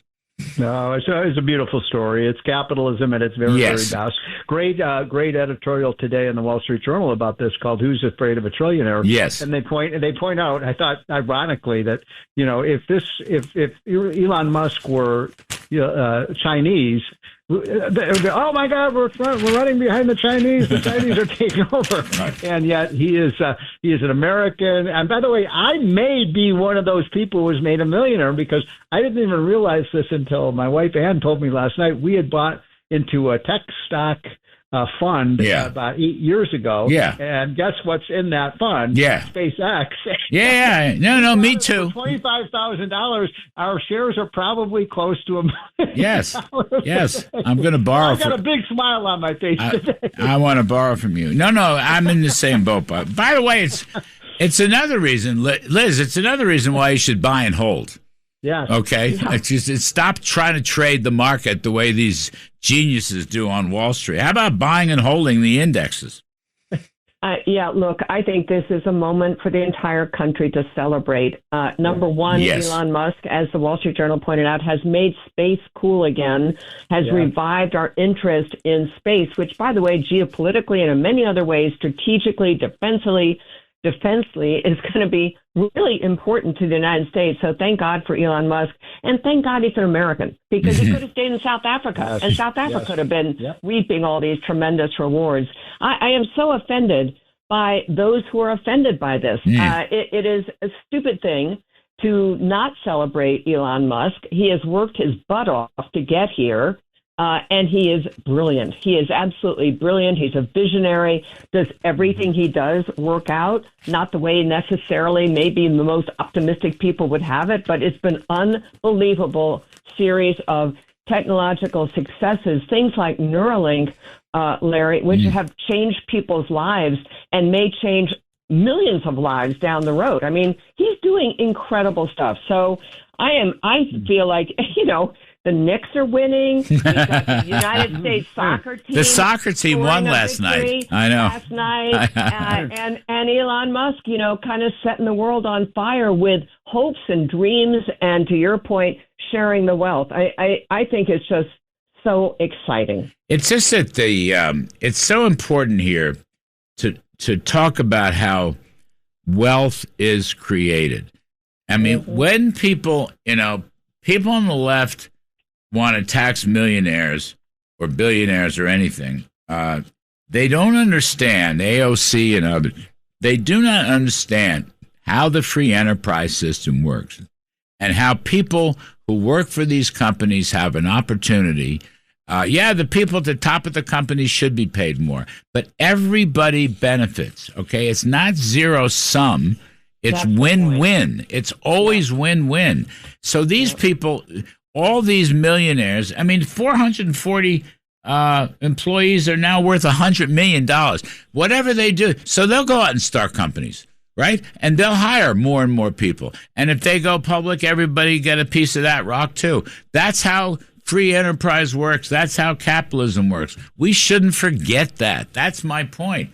The left who wants to tax this and confiscate the wealth must not be permitted to do, and we should put our best foot forward. These numbers from this IPO and the wealth creation should be repeated by every office holder, every Republican. If the Democrats are going to hate Elon Musk, fine. Then let the GOP come in, talk about how wealth is created, how businesses are created. I'm sorry. Go ahead, Liz.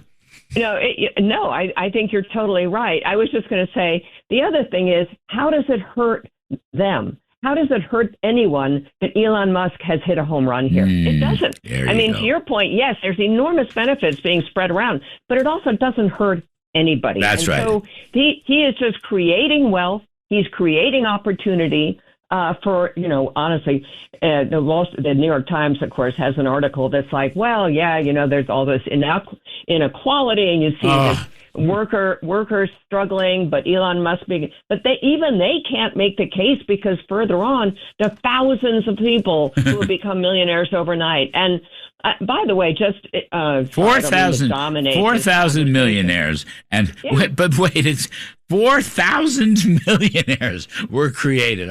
Now, do you think they're angry because Elon got more money than that? I think they're very happy. I'm just going to make a guess. Look at Steve Moore. He owns a piece of an index fund, and he's bragging about it here on the radio show. The only good investment I've ever made in my life. But, I'll tell you a related story to this. I remember one of my friends from high school who was, very average student, and he went out to California after we graduated from high school and college, and he went and he worked for this company I'd never heard of before called Google. And I remember I went and visited him, and he had this mansion. He said, Steve, this is the house that Google built. Yes. So this has been happening throughout history. And I want to make an important point here. This assault against the wealthy and the entrepreneurial class. This has been going on in this country for, with respect to the left, for 150 years. You go back to when they called the Gilded Age, when we had Henry Ford and Andrew Carnegie and Rockefeller. They created this mythology of the robber barons. Right. And basically what they're saying now is, Elon Musk is the new robber baron. No, he's not. These are the people who create, the whole idea of going into space, sending these satellites into the sky, there's a big debate now about data centers. Guess what? If he has enough satellites in the orbit, we're not going to need data centers. It's all going to be done. By the way, I love the Gilded Age. The Gilded Age is one of my favorite periods in American history. I love the Gilded Age. Your favorite president, Calvin Coolidge. Yes. Right? Actually, it started with U.S. Grant and probably ended with Coolidge. You're exactly right. And they ran that stupid TV show, which made it look really bad. It made the Gilded Age look really bad. They ran that show. I think, for 2 years, and I just hated it. I just hate people don't understand. And by the way, analytically, wages had the most, average wages for workforce had the most extraordinary increase during that period. And all of America became vastly wealthier. Oh, vastly wealthier. I want to actually, let's take a break. I want to raise another point. The Big Bob Packwood tax reform op-ed from Steve and Art Laffer, and we've been talking about it on the TV show. I want to make a few points there, too, because it's related. And then the other point is Apollo Capital, which is a big money manager. They're leaving New York, or at least they're having a second headquarters. Guess where? Texas. All right. Another Mondami casualty. We got Liz Peek. We got Steve Moore. I'm Kudlow. We'll be right back. The Larry Kudlow Show on the Red Apple Podcast Network. The Larry Kudlow Show. Entertaining and informative on the Red Apple Podcast Network. I know we're talking money and politics, but today we're talking wealth creation. Okay, wealth creation. Very, very important. Freedom and free enterprise, which makes America the greatest country in the world. Nobody's even close to us. And we're here with Liz Peek, Fox News contributor, and Steve Moore, Unleash Prosperity Hotline, and Steve's show, More Money, WABC, coming up right after this show on most of these same radio stations. Now, Steve, I want to come back to the Packwood story, which, as you and Art noted, and look, we lived through this era when tax rates came down. I wrote a book on the subject from JFK through Reagan. Now, let me just focus for a minute on the top rate. We're talking to Steve Forbes about this earlier in the show, Steve Forbes and John McLaughlin. Republicans have stopped talking about the top rate, and they're wrong to do so because, small businesses, unincorporated businesses, LLC, S-corps, farms, ranches, solely owned plumbing companies, electric repairmen. There's just probably 40% plus of this economy is comprised of unincorporated businesses that pay the top rate, and because the top rate kicks in pretty fast. That's why, we should be getting tax reform again. We should raise this issue again. It's been beaten down and forgotten. The GOP is not talking about tax cuts. Actually, the GOP is not talking about anything right now. But I'm just saying the importance of the top tax rate, Steve, has been lost, and it shouldn't be. It's a great story, and as you and your book is so fantastic on this JFK and the Reagan Revolution, but in both of those eras, we dramatically cut tax rates. Under Reagan, when Reagan came into office, as you know, the highest income tax rate was 70%, and the corporate rate, I think, was 50%. And after 6 years in office, thanks to people like Bob Packwood, and people forget that was Dan Rostenkowski, a Democrat, who was on the House side, who shepherded that bill through the House. It passed 97-3 in the Senate. Now, Larry and Liz, how many Democrats in Congress today do you think would vote for a 28% tax rate? I don't think you can probably find a single one. But here's the most amazing part of that story. And if you talk to Steve Forbes, he probably mentioned this. The tax collections almost doubled over that period. Right. But I want, what yes, it's a fabulous performance story. But again, so many small businesses pay the top rate. And the Republicans used to talk a lot about this. In other words, one argument, Liz, was to drop the top rate to help small business. We don't talk about that anymore, and we should. And that would give you an excuse, by the by, to get rid of all the flotsam and jetsam loopholes that have accumulated in the last, how many years, 30 years or so, since that thing was done, 35 years. I'm just saying, this is something they should not be afraid to talk about. And, they are. Huh? They I know. I mean, I think the Democrats have so pilloried the big, beautiful bill, that Republicans are even afraid of talking about that. Yeah. They're afraid of talking about the tax cuts, even for working class people, no tax on tips and things like that, which you would think that the Republicans would be out pounding the table on and saying, look what we've accomplished. And by the way, the reviews, I think, Steve, you did something on this, for what those tax benefits have meant for people are enormously good. I mean, there's nothing to be ashamed of here. And yes, tax cuts go predominantly to the wealthy because the wealthy are paying the most in taxes. But somehow Republicans are really scared to death of talking about exactly what you're talking about. They're not. It isn't even in their vocabulary right now, Larry, to talk about the top rate. They're just not interested. I know, and it gives you a chance to go back to tax reform, which is to lower the rates and broaden the base. Move towards a simpler flat tax system. But again, this idea of it is small businesses that pay the top rate, and that's GOP is supposed to be the party of small business, farmers and ranchers and independent workers. I mean, an electrician, okay? Somebody that comes in and fix your plumbing. I mean, these are very important people.